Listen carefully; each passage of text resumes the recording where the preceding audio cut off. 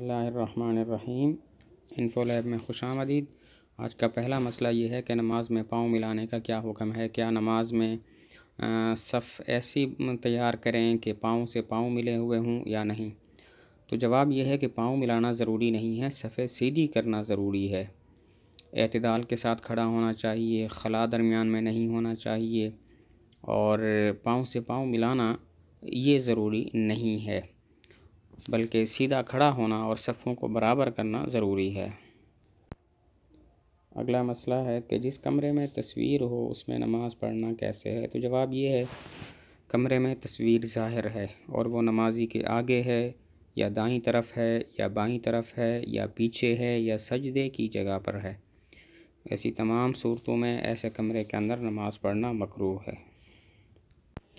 اگلا مسئلہ ہے کہ نماز کے دوران آستین چڑھانا کیسا ہے۔ نماز کے دوران آستین چڑھانا درست نہیں ہے، اس سے نماز فاسد ہو جائے گی، نئے سرے سے نماز پڑھنی پڑے گی۔ نماز کے دوران اگر عمل کثیر کیا جائے تو نماز فاسد ہو جاتی ہے، اور آستینیں چڑھانا بھی عمل کثیر ہے، اسی وجہ سے یہ درست نہیں ہے۔ البتہ خارج نماز میں، یعنی نماز نہ ہو تو آستین چڑھا سکتے ہیں، اور اس میں کسی قسم کی کراہت یا قباحت نہیں ہے۔